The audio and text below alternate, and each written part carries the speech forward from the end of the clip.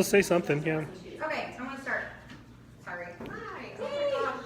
You guys are amazing. You're amazing. Oh my gosh. I just can't believe it. That's part of my speech here is just me telling y'all. I am just overwhelmed with how awesome you guys all are. I'm tearing up a little bit just thinking about it. I can't. Your support is just. I don't even have words. I am absolutely overwhelmed with gratitude for you. I just thank you and thank you for being here, for making me feel special. I just have the best friends and family in the whole world, for reals. And I hope you guys can forgive me because I have never done anything like this before, and so I have absolutely no idea what I'm doing.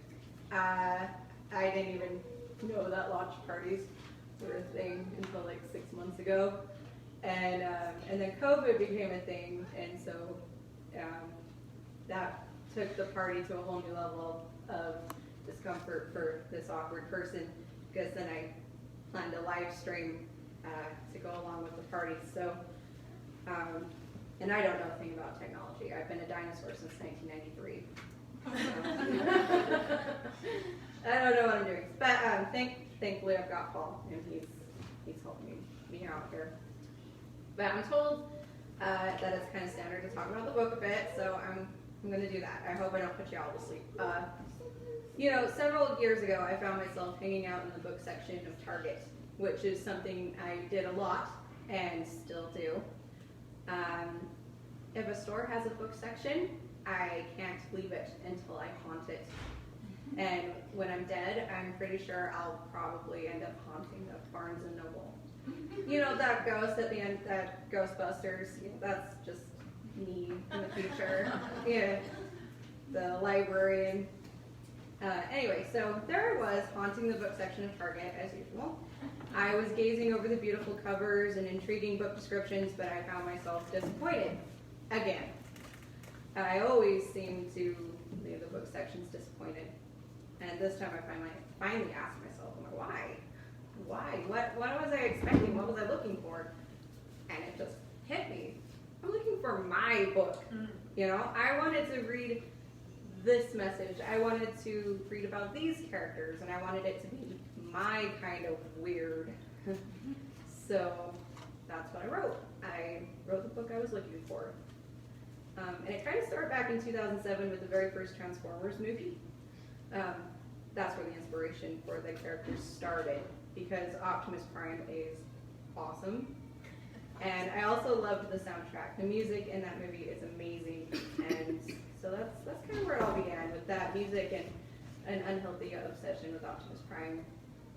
So music has been a part of this book from the very beginning, which is why I have it divided into 4 parts, and I've called them volumes, music volumes, and the chapters are tracks instead of chapters.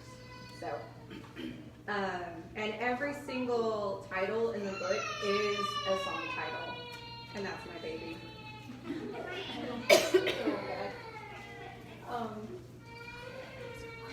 Anyway, so I was actually talking to my friend the other day about this. She really wants to write a book, but the timing just doesn't feel right, and I totally get that. Writing a book is a lot of work. It's got to be something you can give a lot of focus to. So I told her about how I actually started developing these characters literally years before I finally sat down and started writing. And the more I've learned about the characters over the past 13 years, the less they resemble those first ideas I had in my head. But hey, you need a place to start. So as long as you let yourself daydream about your characters and that future story, and you allow yourself to scribble down a few scenes and ideas from here and there, when the time is right, you'll be ready. The very real world of Emily Adams has a bit of a Beauty and the Beast vibe to it, but that's only because I totally read a pop-up book of the original fairy tale on purpose for inspiration.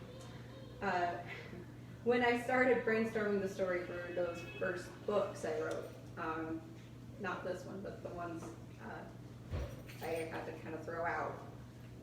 I realized it reminded me a little bit of The Beauty and the Beast, so I totally bought this gorgeous, creepy pop-up book, and I read it a couple of times.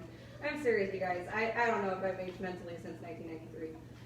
I love that book. It's still in my basement. Anyway, in the original story, Belle's father is a widower with 6 sons and 6 daughters, or 3 sons and 3 daughters, if depending on the version you're reading. And Belle is the youngest. And all of Belle's older sisters hate her. And through a bit of misfortune, Belle ends up living with the Beast in his castle. But he's super nice to her. And in her dreams, she's visited by a handsome prince. They hang out, and he asks her why she doesn't love the Beast, yada, yada, yada. The prince and the Beast the prince is the Beast, and they get married. And so I actually had the visiting her in her dreams idea before I read the pop-up book, but so when I read that, it just made me happy, and it felt meant to be. So I ran with that idea a little bit. Emily Adams' father is a widower. That seems to be a fairy tale thing. If you want to write a fairy tale, at least one of the parents has to be dead. Then I took the original hateful sisters and smushed them into one very mean sister. I looked at all those sisters and was like, well, what am I going to do with all those? You know? So I kind of took this evil sister and made her the living embodiment of those negative voices that we sometimes have in our heads. One of the things I've learned studying psychology is that we as human beings have this tendency to believe everything we think, regardless of whether or not our thoughts are actually true. And the struggle to challenge and overcome those untrue and often very mean thoughts is very real and difficult. And I just wanted to try and illustrate that in Emily's relationship with her sister. So yeah, one evil sister's plenty. And even though I had to trash those first 2 novels I wrote, this idea managed to make it into the final story. And then, of course, we've got Richard Holland, aka Lipstick Rick, and he's my otherworldly hero, who is basically the embodiment of hope. And to me, his friend Noth is love. And it's through hope and love that we truly can overcome any darkness, difficulty, cruelty, or unfairness that's thrown in our path, no matter how heavy or unexpected. And I hope I've been able to show that in this book through these characters. I tried. And then, of course, there's the influences of Stephen King's The Green Mile and Douglas Adams' Hitchhiker's Guide to the Galaxy. I just love the randomness and humor of The Hitchhiker's Guide to the Galaxy, and I love the magic and the depth of The Green Mile. And then, of course, there's the many personal experiences I threw in there. It was very, very therapeutic to write. I've always been touched by the stories of the prodigal son, the Good Samaritan, and they're stories that I feel are super important, and their importance only seems to grow with time. And so I just wanted to incorporate those principles here. And trying to get my vision right for this novel and say what I wanted to say is seriously the hardest thing I've ever done. Because as Stephen King has said, the most important things are the hardest things to say. Because words can diminish their meaning. I lost so much sleep. I had total breakdowns. I almost threw in the towel several times because I was afraid I just couldn't get it right. However, there are a few chapters in the book that just really pushed me to finish it. They brought tears to my eyes as I wrote them, and the one that probably pushed me the most is the final chapter. The B-side at the very end. That image just haunted me until it was written and perfected.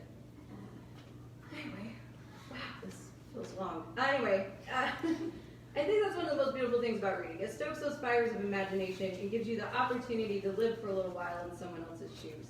And that applies even more so to writing, I think. Writing is like a mild schizophrenia. I don't know about other writers, but my characters really nagged at me to get this done. And as I daydreamed and wrote, I didn't even really feel like I was making it up. It felt more like an archaeologist that was uncovering a long-lost relic and reporting my findings. The whole process is exciting and depressing and wonderful and terrifying and completely liberating. And so I just want to tell anyone here who is thinking about writing a book, you absolutely should. If you can't ever seem to find the book you're looking for, you need to write it. If you have something that's bubbled up inside of you that you're dying to say, then you need to say it. Because you never know who out there needs your message. You never know who needs the story that only you can tell. No one else can tell your story. As Stephen King said, you can, you should, and if you're brave enough to start, you will. And that's my speech. And now,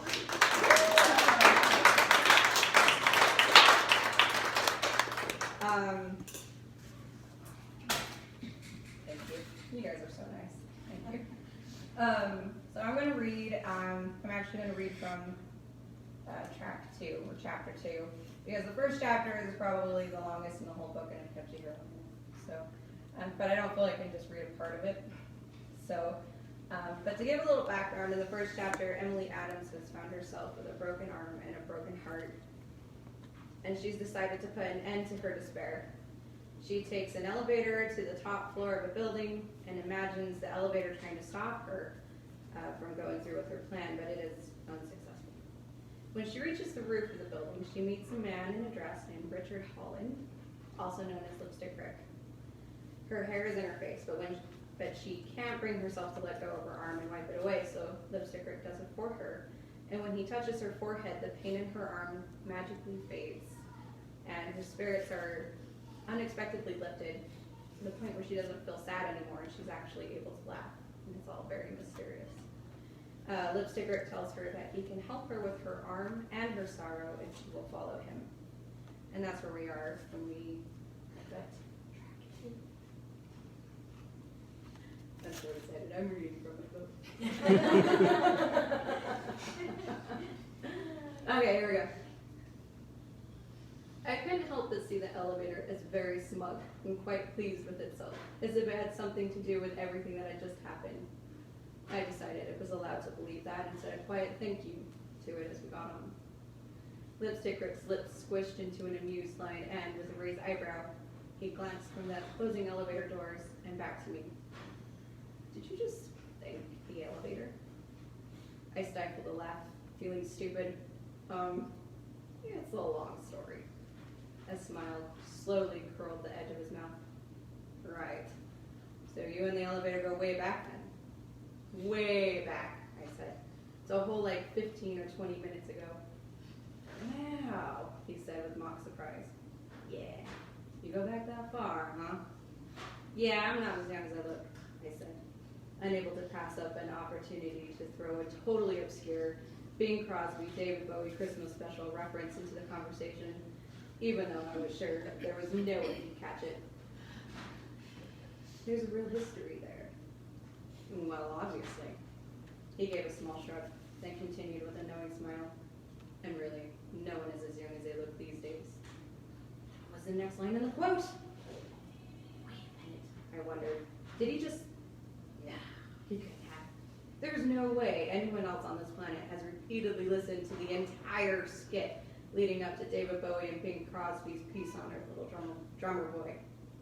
Still, I pointed a finger at him and asked, wait, did you just... I snorted a bashful laugh. It was such a dumb question, but it was too late now. Did you just finish my quote from the David Bowie Christmas special? He grinned. So you were quoting the special. I honestly didn't think you were, but I saw the opportunity and couldn't help myself. No way, so did I. I let out an exaggerated gasp about floating away to the moon. Be still my heart. I thought I was the only one. You've officially claimed the #1 spot on my BFF list. Well, it's about time. You know, I think our BFF bracelets need to have Ziggy Stardust and Bing Crosby making engraved on them. Ziggy Stardust was David Bowie's alter ego and was way better than Bing Crosby. Even with our imaginary bracelets, someone would be coming up short. I grimaced. About halfway through saying that, I knew I'd made a mistake, but I was already committed. I chewed my cheek. How about Major Tom? Major Tom was an astronaut created by David Bowie. Yes, that's fantastic. But I get the Ziggy Stardust one, of course. Why do you get the Ziggy Stardust? Well, he is a rock star, like unto myself, and you are a... And he searched for a word. Person? He added with cheerful defensiveness, you're the one who suggested Major Tom. But that was back when I thought I'd get Ziggy Stardust and hadn't thought it through. What's wrong with Major Tom? He gets sent up to space in a faulty ship. So, see, by making me Major Tom, you just killed me. I just died alone in space. That's such a sad ending for me. You should feel bad. What? He seemed baffled, yet he smiled just the same. I was surprised at myself. I couldn't remember the last time I had felt this comfortable around anyone, probably because I never had.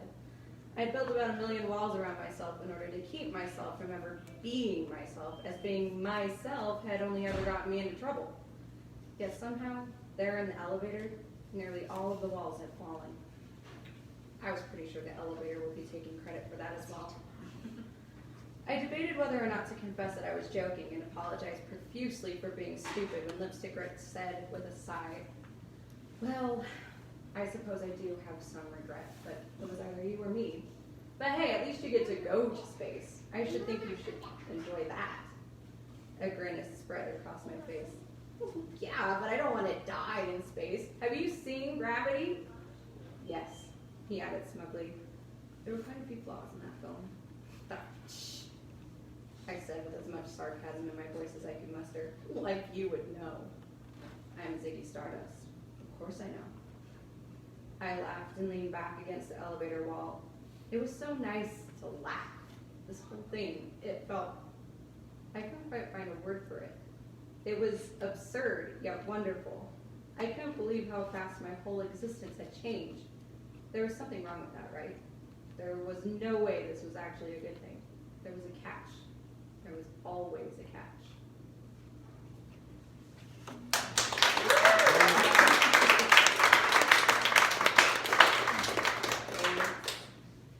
Well, I'm going to introduce my writing buddy, and we're going to come up here and do like a little Q&A about writing and author things. So think about questions that you have. This is Kaci Morgan. Best-selling author of Kaci Morgan. Her book is amazing. It really is. I'm going to start with some questions I stole from the internet because I'm terrible at coming up with interview questions. Do we get to ask each other? Or Yeah, let's do like a discussion thing. And you guys can pipe in with questions, just anytime. I just have some here just in case. So, Kaci, what inspired your novel? So, I feel like my story is a lot the same as Sam, because I feel like I started with, so Queen Immortal is not my first novel that I have penned down, right? So I started with this other, it was kind of a dystopian type of book. And I wrote that, and then I had young kids at the time, babies, right? And then I slowly realized, wow, this writing thing is really hard. And so I finished writing the novel, and then I took a couple years off, and then I came back. I'm like, okay, this is time. We're going to publish this novel. And when I got back to it, I was like, oh, wow, this is really, really bad. So I'm like, we're not going to do this. So, but from that, I was like, I don't want to give up, so I will start fresh. I started with something new, and to be honest, I don't really know where, I can't remember where my queen came from. The main character, her name is Queen, well, she's Queen, Faiza. I don't know where she came from, but a lot of the characters and elements of the story were plucked from that first book that I wrote. So it just kind of like morphed, It's kind of like you had to write your first characters to get to your next characters. So yeah, I'm right there with you. Yeah. It is such a process. Yeah, it's crazy. So do I get to ask you a question? Oh, yeah. Well, let's do what? Yeah. Well, no, I'm taking over. I'll do it. No, you're great. Okay. How long did it take you to write it? Oh, gee. Well, this one. Well, I guess if we go all the way back to 2007 with the Transformers movie, that's 13 years. So, but of course I had some mishaps there. I had to trash those first 2 manuscripts that I had, and those took me forever to write. And then but when we get to just this manuscript, I think it was about 3.5 years. Yeah. How about you? yeah, it was about the same. But she and I were kind of on the same track because we edited each other's work. Bless you for reading that first really crappy I draft. loved it.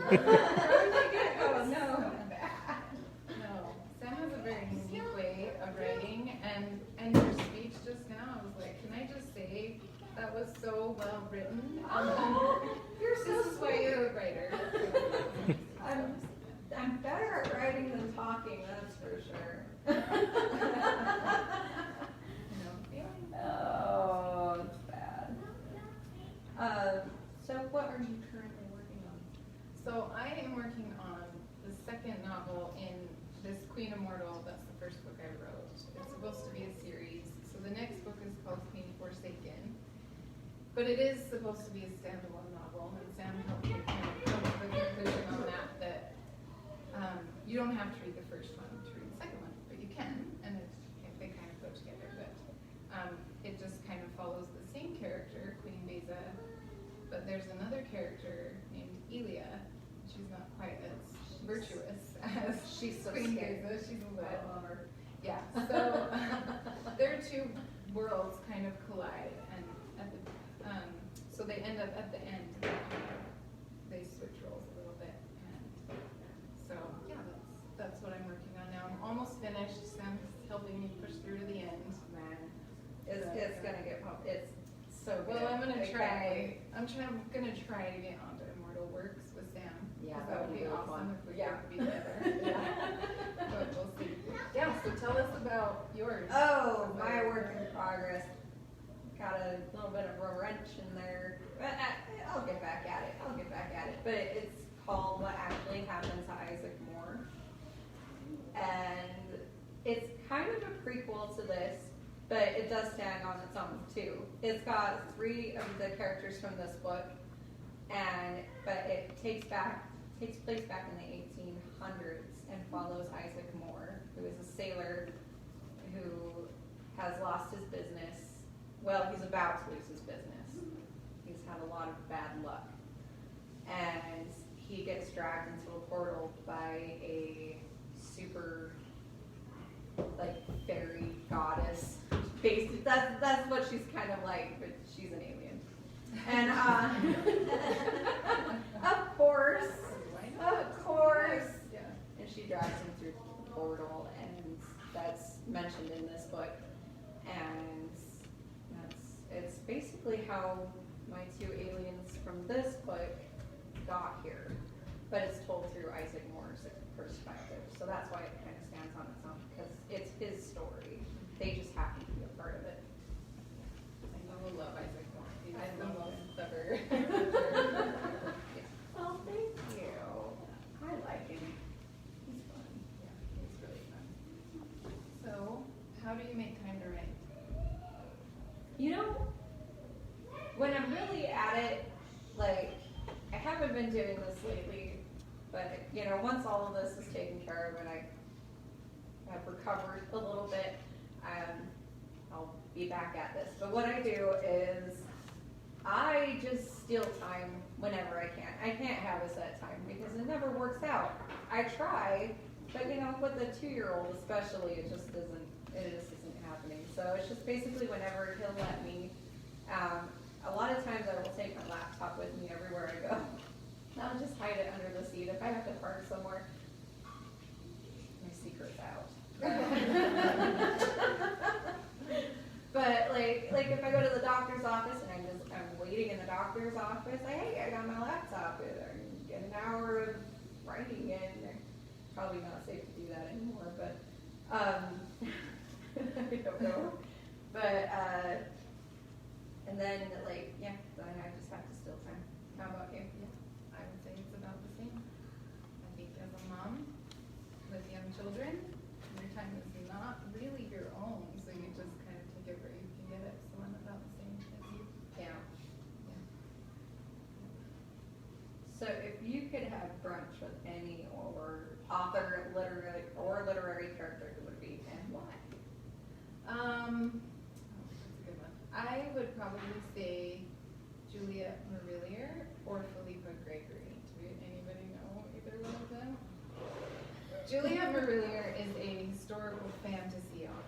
which I write fantasy, but it has, I want it to be historical fantasy, though it's not.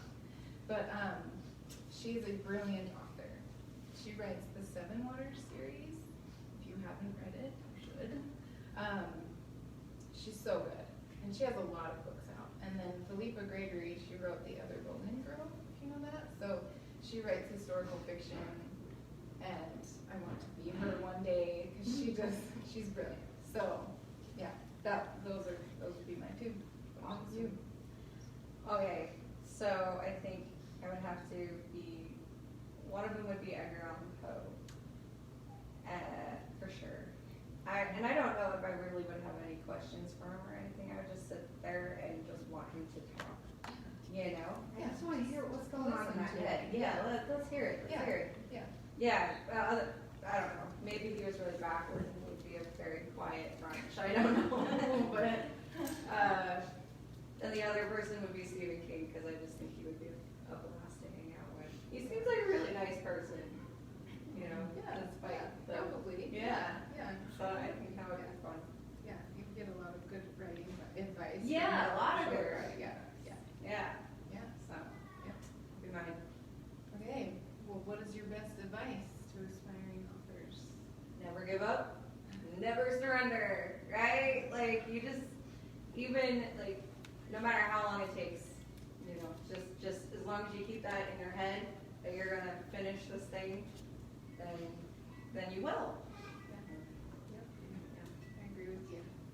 I will say too that once I started writing, I got a lot of advice from, you get a lot of advice from all sorts of people, but you have to take every piece of advice with a grain of salt, I feel like, because every author is so different. Every person who wants to follow this writing path, you have to do it differently than the next person, right? So one of the biggest pieces of advice that you'll always hear is write every day.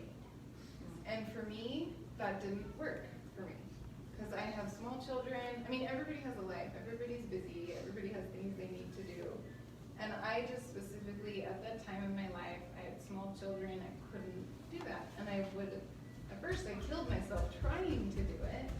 Then I thought, you know what? It's not about writing every day, but writing consistently. Like what Sam says, don't give up. Like, just keep at it. If you can't write today, write tomorrow. You know, so that was one of those things. And then the second piece of advice I will say is to have a writing partner or group. That has been probably like the single most influence. Like Sam and Karen have been like the two single most supportive and influential people in my writing life. And I don't think, we were talking about this on the way here, I do not think I would be, I don't even know if I'd be writing today if it weren't for you two, you know? You need that support system to keep you going. I agree. Yeah, with you. Yeah, you've just been pushing me like to the end. I don't know what I would have done. Yeah. I don't know if I ever would have finished it. Yeah, she's right. A writing group, writing buddy, that's crucial. Are there any other questions? I have a question. Okay. Or either one of you or both. I'm curious to know if when you sit down and you start writing your book, do you know what's going to happen at the end? Do you already know? Or does it unfold as through the process? Sometimes, so this last chapter in this book, I had that idea pretty early on. But it was the very, very last chapter, and it does not have, it has everything to do with the rest of the book, but nothing at the same time. I had no idea how I was going to get there. And so, yeah, it was, no. I'm mostly just uncovering it, making it up as I go. Yeah, Sam and I would call ourselves pantsers, which means you write by the seat of your pants. Because we do.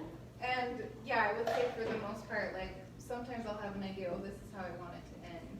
But yeah, when I sit down, I don't like to, a lot of people, there's either pantsers or plotters where they sit down and outline.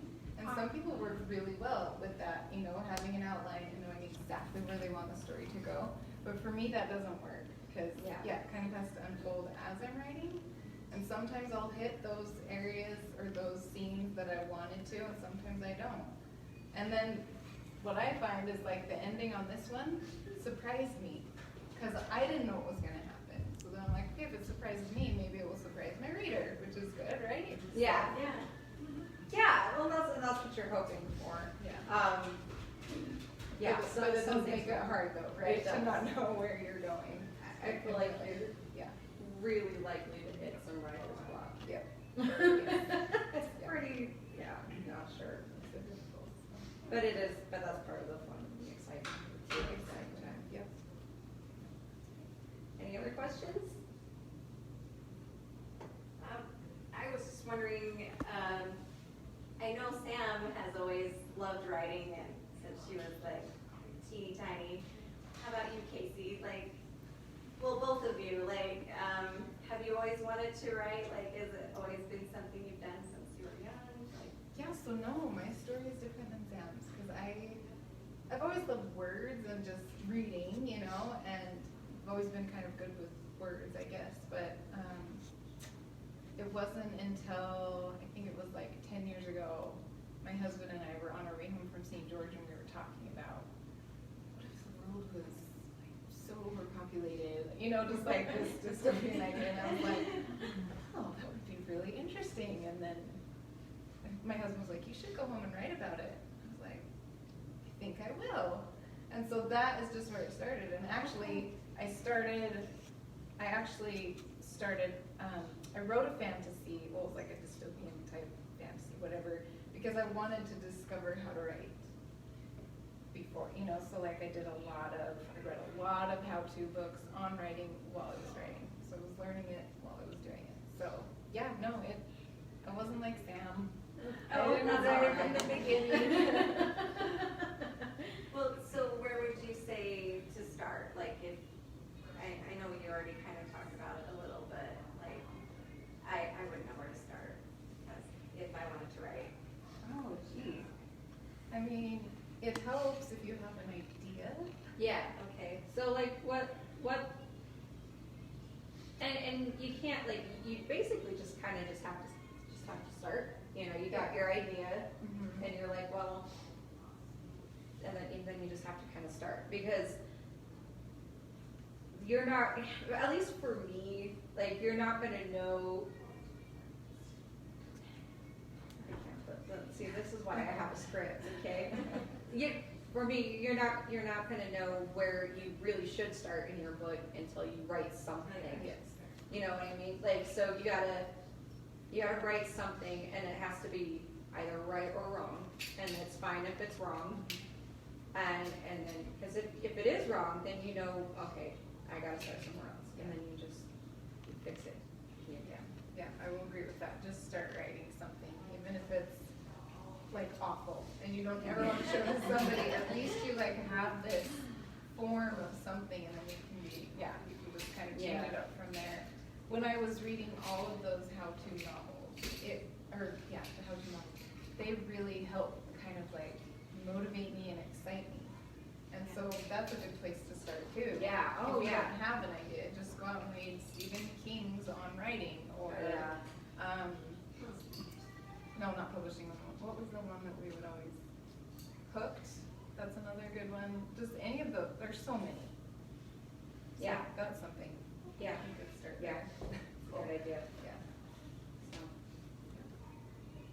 you never be too harsh on your writing, because, I mean, you have to when you get serious, when you really get down to it, because the last thing you want is to publish something and then have in the comments section of your book people telling you,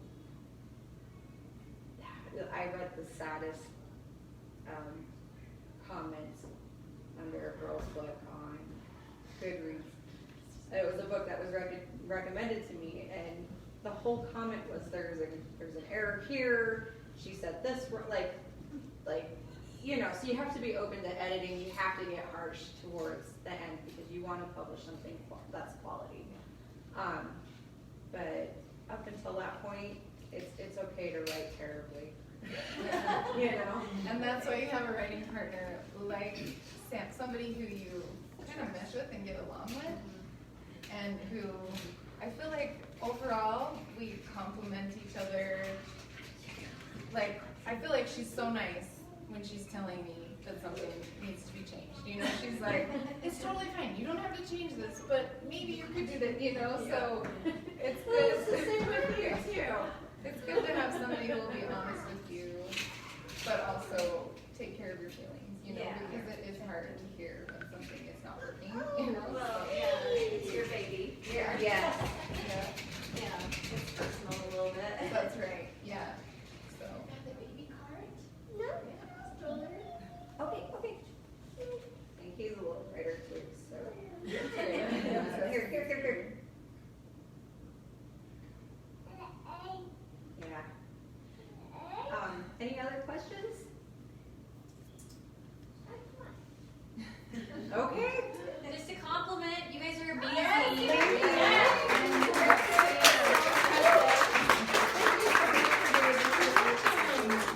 Thanks again, everybody, for being here. You guys are so amazing, and I feel so loved. You guys are awesome. I'm so grateful for you. Thank you for tuning in, everybody. You guys are amazing. Oh, and we do have a giveaway. I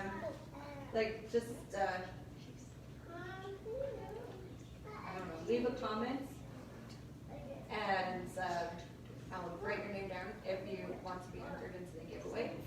And anybody who shares my book definitely gets double points. And anyways, thank you. The winners will be announced later today.